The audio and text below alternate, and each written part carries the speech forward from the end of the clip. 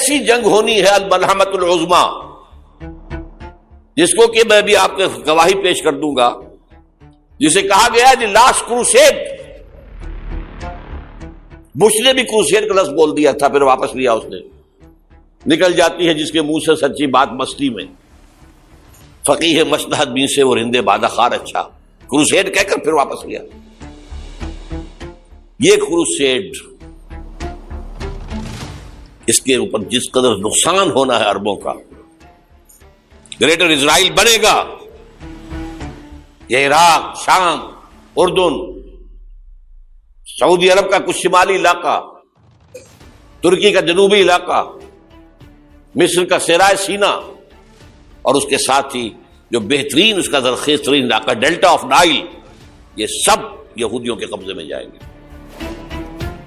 اس کو حدیث میں کہا گیا الملحمۃ العظمیٰ۔ عیسائی 80 علم لے کر ہے مسلمانوں تم پر حملہ آور ہوں گے، اور ہر علم کے نیچے 12,000 فوج ہوگی، 9.5 لاکھ فوج۔ یہ نیٹو کی تیاری کس کے لیے ہو رہی ہے؟ جب یو ایس ایس آر کا خاتمہ ہوا تو پوچھا گیا تھا نیٹو چیف سے، اب کس لیے؟ تمہارا وہ دشمن تو ختم ہو گیا، اب ہمیں اسلامک فنڈامنٹلزم سے نمٹنا ہے۔ وہ جانتے ہیں خطرہ یہی ہے، اب اسلام ابھر سکتا ہے۔ مسلمانوں کے سینوں کے اندر وہ آگ ہے، اوپر خاکستر آ گیا ہے، تم پہ اٹھانا بیٹھنا، یہ اندر تو انگارہ ہے، اوپر سے راکھ ہے، اس سے دھوکہ نہ کھا جانا ان کے دلوں کے اندر۔ اور بش نے کہا تھا مسلمان چاہتے ہیں کہ ہسپانیہ سے لے کر انڈونیشیا تک نظام خلافت قائم کریں، اور میں حیران ہوا تھا کہ اس کمبخت کو ہسپانیہ کا خیال کیسے آ گیا؟ ہمیں تو کبھی آتا ہی نہیں، اب ہم تو بھول گئے، وہ تو 500 برس پرانی بات ہے جبکہ وہاں سے ہمیں نکال دیا گیا تھا۔ اگرچہ اقبال نے کہا تھا ہے ارض فلسطین پہ یہودی کا اگر حق، ہسپانیہ پر حق نہیں کیوں اہل عرب کا؟ ہسپانیہ میں تو 800 سال حکومت کی مسلمانوں نے، اور ابھی 500 برس سے گزرے ہیں نا۔ یہودی تو ارض مقدس سے 2000 سال نکالے گئے، انہیں لا کے آباد کیا گیا، عربوں کے سینے میں خنجر بھونک دیا گیا۔ وہ چھوٹا سا ملک جو چاہتا کرتا، کوئی پوچھنے والا نہیں۔ امریکہ جیسے اپنے بیٹے کی حفاظت کرے ویسے کرتا اس کی۔ اور حضور نے فرمایا ہے وہ جنگ جب ہوگی تو ایک باپ کے اگر 100 بیٹے ہوں گے تو 99 ختم ہو جائیں گے، ایک بچے گا۔ یہ حدیث ہے، حدیث ہے صحیح۔ اور آپ نے فرمایا ویل للعرب من شر قد اقترب، عربوں کے لیے ہلاکت ہے، عربوں کے لیے بربادی ہے اس شر سے جو قریب آ چکی ہے۔ اور آج جس طرح انہوں نے ان کی تہذیب کو اختیار کر لیا ہے، دبئی جا کر دیکھیے، بدترین مغربی معاشرہ جو ہے وہ دبئی کے اندر ہم نے قائم کر کے دکھا دی۔ اب سعودی عرب اس راستے پر بڑھ رہا ہے۔ اور اس کے بعد نمبر 2 پر جو ہے ہم پاکستانی ہیں،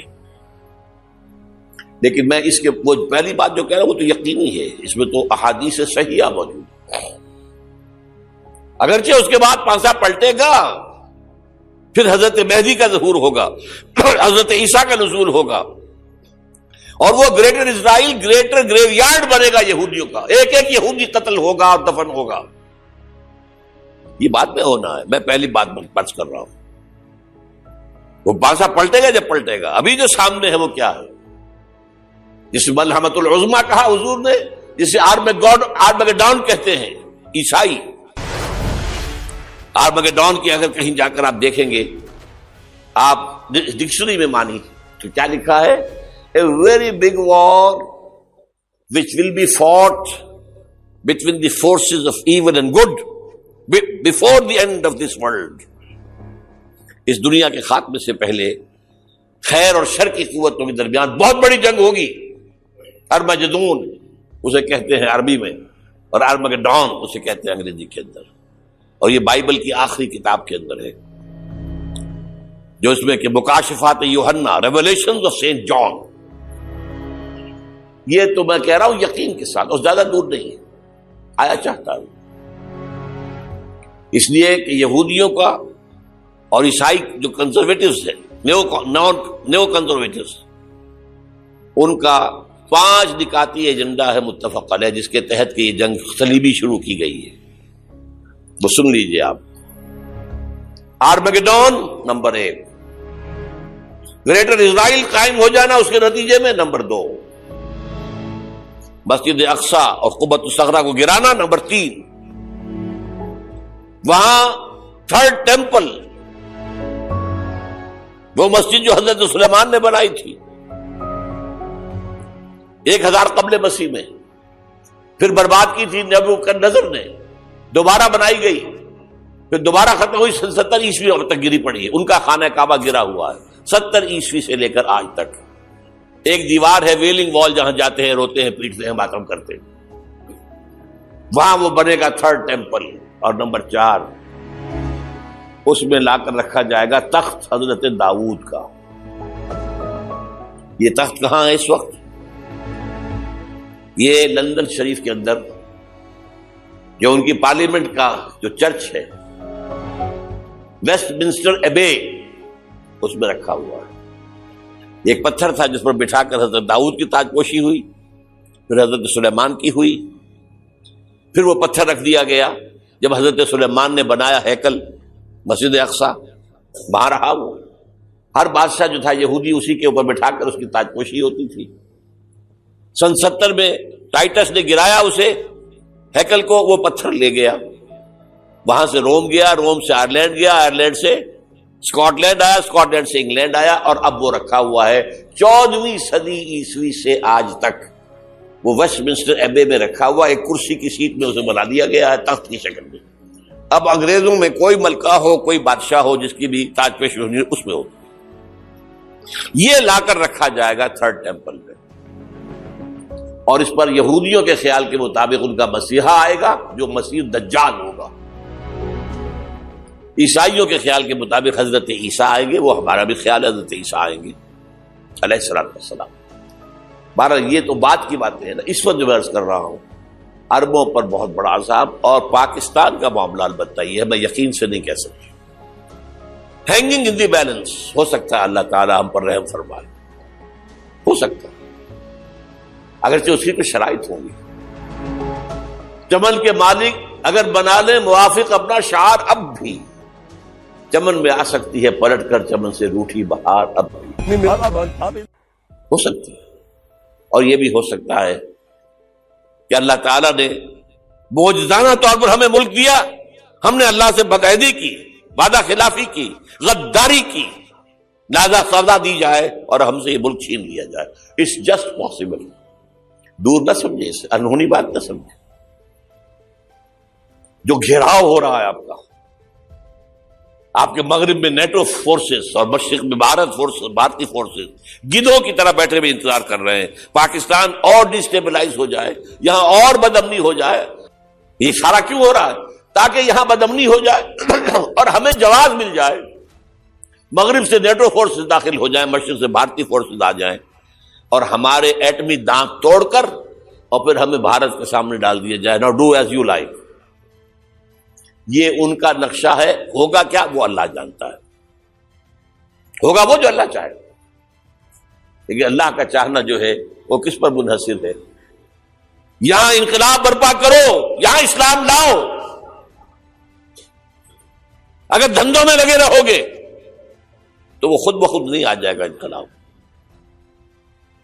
صحابہ نے جانیں دی تھی، کتنی تکلیفیں اٹھائی تھی. 12 برس تک مکی دور کے اندر با نشہ درویشی در ساز و دمادم زن، جو پختہ شوی خدرا بر سلطنت جم سن. یوم طائف یاد ہے جو حضرت عائشہ فرماتی ہے کہ میں نے پوچھا تھا حضور سے کہ یوم احد سے زیادہ سختی بھی آپ پر کبھی آئی؟ یوم احد پر کیا ہوا تھا؟ تلوار کا وار پڑا تھا آپ کے چہرہ مبارک. یہ جو رخسار کی ہڈی ہے اس کے اندر وار گیا ہے، اوپر خود کی 2 کڑیاں تھیں وہ اس میں گھس گئی، 2 دندان مبارک شہید ہوئے. وہ خود کی کڑیاں ایک صحابی نے اپنے دانتوں سے پکڑ کر کھینچنے کی کوشش کی، دانت نکل گئے، وہ نہیں نکلی، کیا جتن کر کے نکالی گئی ہوگی، تو خون کا فوارہ آیا، اتنا خون گیا ہے کہ آپ بے ہوش ہو گئے، گر گئے، اور مشہور یہ ہو گیا کہ آپ کا انتقال ہو گیا، شہادت ہو گئی۔ یہ سیرت کبھی پڑھی ہے؟ حضرت عائشہ کے ہوش کا تو یہی دور تھا نا، یوم طائف میں تو آپ کی کیا تھی، بچی تھی، انہیں کیا پتا کیا ہو رہا ہے حضور کے ساتھ۔ 3 دن تک حضور مکے کی گلیاں اور وہاں کے اوباش لوگ پتھراؤ کر گئے تھے اس امید میں کہ شاید وہاں کا کوئی سردار ایمان لے آئے، تو یہاں تو ابو طالب بھی فوت ہو گئے، یہی دنیاوی سہارا تھا، خاندانی سہارا تھا ابو طالب کے ذریعے، اور گھر میں ایک دلجوئی کرنے والی رفیقہ حیات تھی، وہ بھی، ان کا بھی انتقال ہو گیا۔ آپ نے کہا یہ عام الحزن ہے، اب تو سب کو طے ہو گیا قریش کو کہ اب جیسے قتل کر دو ان کو، اسی لیے آپ گئے طائف، شاید وہاں کا کوئی بڑا سردار مانے ایمان لے آئے مجھ پر، تو میں اپنا مرکز ادھر شفٹ کر دوں۔ تینوں سے ملے ہیں، تینوں نے وہ جواب دیے، نکل جاؤ یہاں سے، میں تمہارے ساتھ بات بھی کرنے کو تیار نہیں۔ اچھا، تمہارے سوا کوئی نہیں ملا تھا اللہ کو نبی بنا کر بھیجنے کے لیے؟ دیکھو جاؤ، میں بات نہیں کرنا چاہتا، ہو سکتا ہے میں بے عزتی کر بیٹھوں، واقعی تم اللہ کے نبی ہو تو میں مارا جاؤں گا، جاؤ۔